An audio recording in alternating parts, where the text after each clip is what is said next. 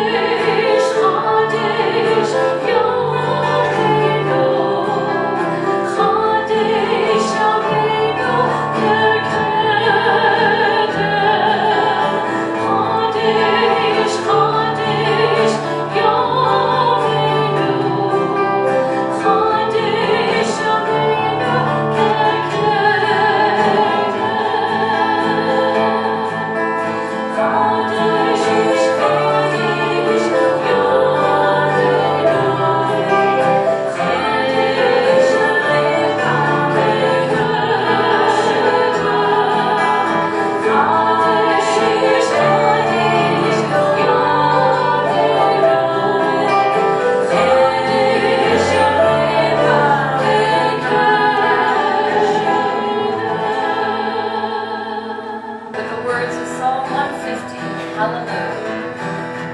Hallelujah, hallelujah, hallelujah. Hallelujah, hallelujah, hallelujah. Hallelujah, hallelujah, hallelujah.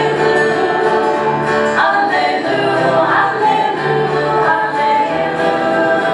Hallelujah, hallelujah.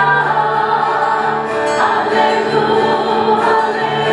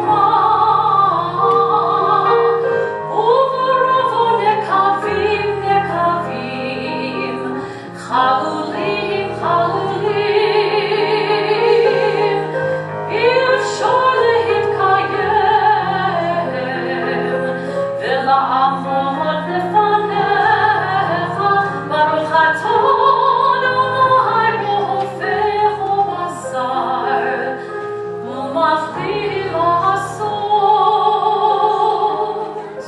אלוהי, אלוהי, נשמה,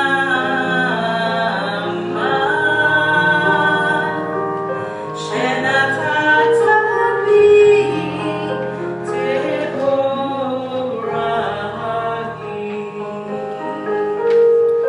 אלוהי, אלוהי, נשמה,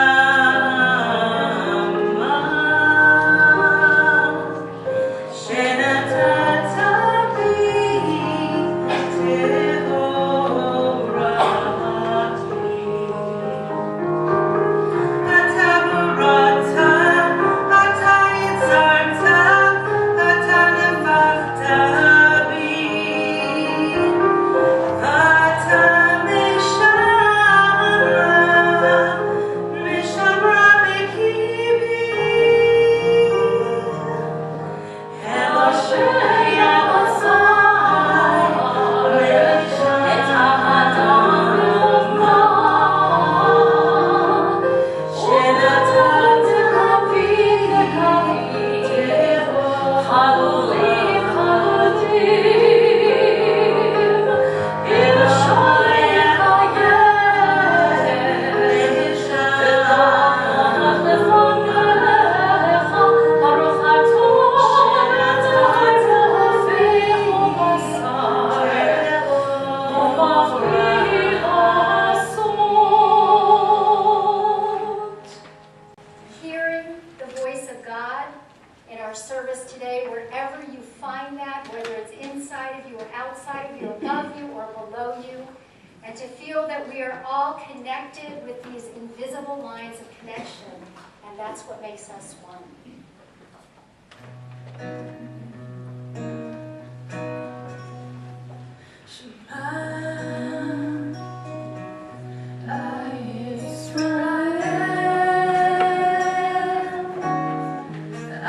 Adonai,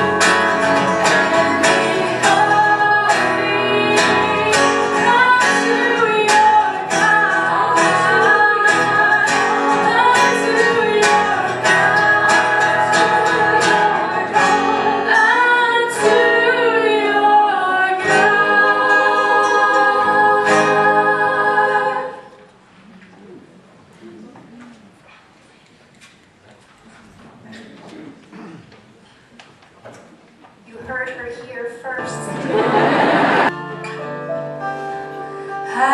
Adonai Sfatai Tivta Adonai Sfatai Tivta Ufi Yagi Tehilateha Ufi Yagi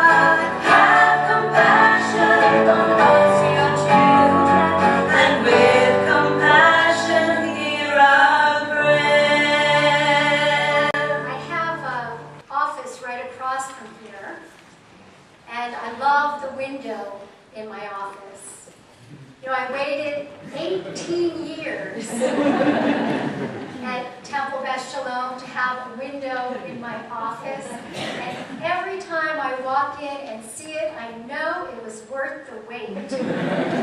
It opens my world of meetings and appointments and emails to a world outside, a world of light and shadows and sun and rain. And I hear the children on the playground laughing and singing, and sometimes when I'm really lucky, they see me and wave to me, and I wave to them, and it makes my day. So in our sanctuary down the hall, we're surrounded by windows. Blue, purple, crimson, orange, and gold. And here in Beit Hana, our chapel is anchored by these windows. We face Jerusalem. And there's actually a teaching in the Talmud that says a person should not pray Ela bevayit sheyesh sham chalonot, except for in a place that has windows. So this is kind of a curious teaching. Why are windows needed for prayer? Isn't prayer, especially on Yom Kippur, a time that we reflect on our inner selves? Isn't it a time that we're supposed to be introspective? But I think that the rabbi's message was clear. I think that what they were trying to tell us is that if our prayers begin and end with us, then we're missing the whole point of prayer, the highest goal of prayer. For Jews are never supposed to seclude ourselves from the world outside. We need to be able to see what's going on out there so that we can inform our prayers in here. More importantly, our prayers should prompt us to respond to the world outside, to take action. The prophet Isaiah addresses this in the Haftarah, which we will soon hear chanted beautifully by Cantor Siegel. Isaiah, like all the Hebrew prophets, was dissatisfied with the status quo. God tells him that the people are trying to draw near through their praying and through their fasting, but they don't get it. Because at the same time as they're praying and they're fasting, they're thinking about their business, and they're oppressing their laborers. In short, God is saying to them, where are the windows in your sanctuary? And so God tells them through Isaiah, this is what your prayers and fasting need to look like. Unlock the shackles of injustice. Untie the cords of the yoke. Free the oppressed. Feed the hungry. Clothe the naked. And do not ignore your own king. God doesn't tell the people to pray harder. God tells the people to work harder. Look out the window and respond. So too, today, our prayers and our fasting are not an end in and of themselves. They are a means to an end. We can't just show up on the holidays, although it's great that we're here. But we can't just show up, pray, fast, and we're done. No, the praying and the fasting are meant to provoke us, to inspire us, to do something more, to do justice in the world out there. So what do we see when we look out our windows here at Temple Beth Sholom? Do we see the line of men and women that goes down the block on the first Tuesday of every month when we give out $5 Publix coupons to people in need?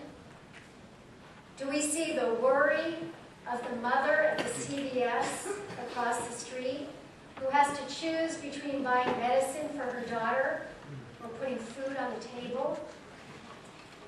And what about the young man at Beach High who's an undocumented immigrant who worries about what's going to happen to him when he graduates from high school?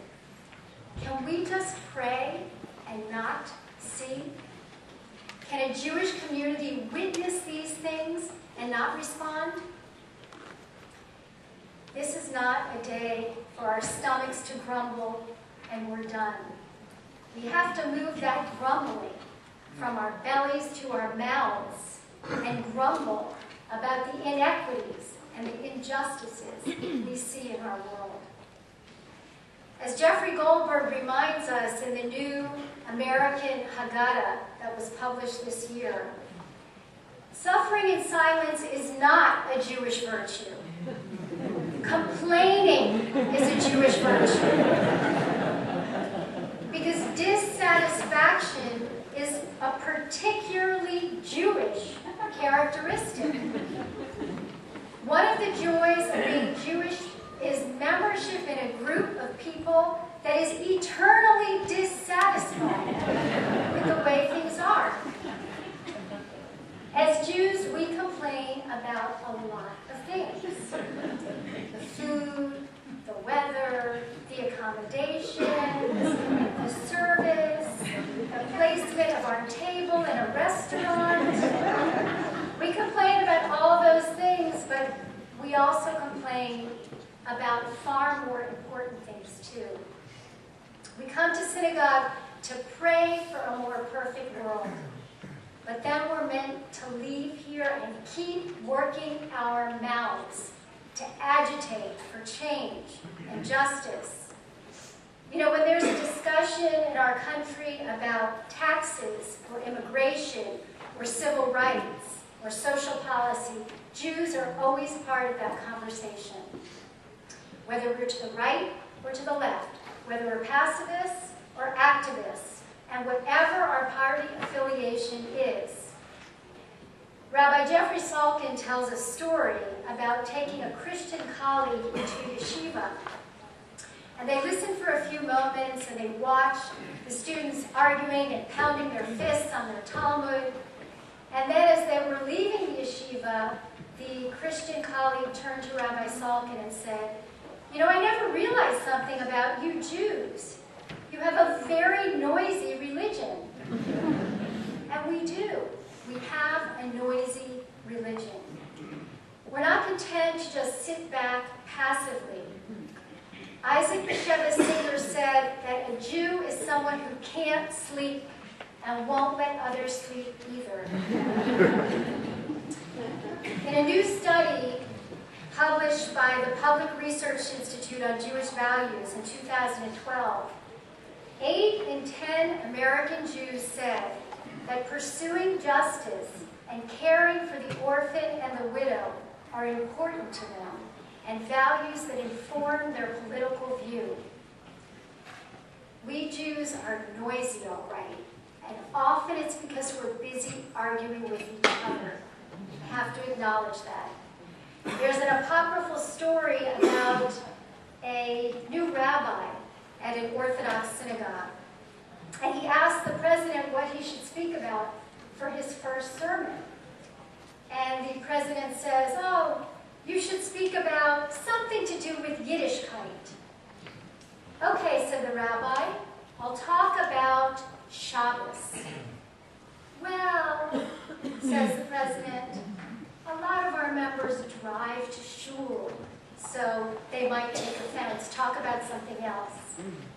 "Okay," said the rabbi, "I'll talk about keeping kosher." "Well," said the president, "a lot of our members eat at Chinese food restaurants. They might take offense." "Okay," said the rabbi, "I'll talk about mikvah." "Mikvah," said the president, "my wife is scared of water." So there are lots of sensitive subjects among us people. Many things upon which we can't agree. There's dissension on issues of immigration and taxes, on reproductive rights, on our new health care law. As Goldberg stated in that new Haggadah, it was remarkable to watch the struggle over the Bush administration's decision to go to war in Iraq. Jewish advisors to Bush were key in making the case for war, while Jews in Congress and the media led the charge against intervention. At times, the argument took on the appearance of an intramural dispute. I know that if we opened our service to discussion right now on any number of issues, we would not be able to agree. But let me be clear, let me be very clear, that while there are many, many issues upon which we cannot agree, there are some eternal core Jewish values. Some of those values are these. 1, the truth that every single human being is created in the divine image and has integrity and worth. 2, the truth that it is our moral obligation to help those who are vulnerable in our society. And 3, that it is our mission to strive for holiness in this world. On this day, we recite that Unatana Tokef prayer, which speaks of our destiny. And we're told that there are 3 things we can do to temper our fate. Teshuvah, which is repentance or return, tefillah, which is prayer, and tzedakah, which are righteous acts. So the first 2, teshuvah and tefillah, are self-directed. These are things we do to nourish our own neshamas, our own souls. But then they have to lead us to the 3rd thing, tzedakah, doing righteous acts. They must prompt us to cry out, to agitate for change. You know, in some sense, our sanctuary is meant to be a place apart, a place of refuge. But it has to then redirect us back outside. For our mission is to take the sense of holiness that we feel here and to bring it outside, to live it outside. That's why we have the windows.